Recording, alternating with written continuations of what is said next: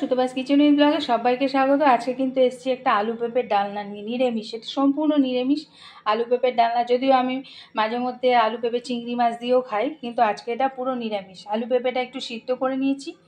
এখানে আমি নিয়েছি ছোলা বাদামে করবো এটা, হ্যাঁ নিরামিষ। ছোলা আর বাদাম ভিজিয়ে রেখেছি অনেকক্ষণ ধরে। আর মশলার মধ্যে নিয়েছি এখানে আদা, কাঁচা লঙ্কা, টমেটো, ধনের গুঁড়ো, জিরের গুঁড়ো, আর এইটা হচ্ছে একটু ভাজা মশলা, ধনে জিরে, আর হলুদ, চিনি, সাথে একটু হিং আর ঘি, আর গরম মশলা আর নুনটা রান্নার সময় দেখাবো, হলুদটাও তাই। আগে বলে দিই, এই নিরামিষ আলু পেঁপের ডালনাটা কিন্তু এতই ভালো হয়, রুটি, লুচি আর সাদা ভাত সব দিয়ে ভালো লাগে। তো চলো রান্নাঘরে চলে যাই। রান্নাঘরে চলে এসে তেল বসিয়ে তাতে একটু তেজপাতা আর হিং দিয়ে দিলাম। এটা একটুখানি হয়ে গেলে আলু পেঁপেটা দিয়ে দিচ্ছি।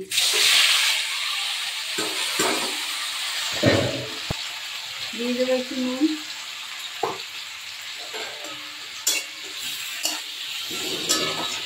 এবার এই সব মশলাগুলো আমি একটুখানি জল দিয়ে গুলে নিই। দেখেই দিয়েছি কী কী মশলা। রানতে কিন্তু একদমই কষ্ট না, ঠিক আছে। আর এটা জলটা ছেঁকে নিয়েছি, তো ওটা একটু ভাজা হলে আমি ফিরে আসছি। মশলাটা আমি পুরো দিয়ে দেবো কষানোর জন্য। আর এই সময় আমি ছোলা বাদামটাও দিয়ে দিলাম, একসাথে কষলে আবার ফিরে আসছি। এটা রান্নাতে কিন্তু কোনো হ্যাঙ্গাম নেই, এটা একটু কষুক আবার ফিরে আসছি। কষে গেছে, এটাতে জল ঢেলে দিলাম। আর ফুটে এলে আমি গরম মশলা আর ঘি দেবো। তার আগে বলি যে মশলাটা খাওয়ার তো খেতে ভালোও লাগে, কিন্তু রোজের বাদে মশলাটা খাওয়ার করলে তো সেটা আবার স্বাস্থ্যের পক্ষে ভালো না। তাই জন্য এগুলো শেয়ার করা, অল্প মশলায় সুস্বাদু টেস্টি খাবার, ঠিক আছে। তো এটা ফুটে আসলে আমি এই গরম মশলা দিয়ে নামিয়ে নেব। এটা কিন্তু হয়ে এসছে পুরো। এখন আমি দিয়ে দিলাম একটু গরম মশলা আর একটু ঘি।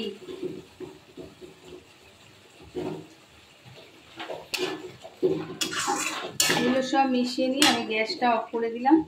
এবার কিন্তু সার্ভ করার পালা।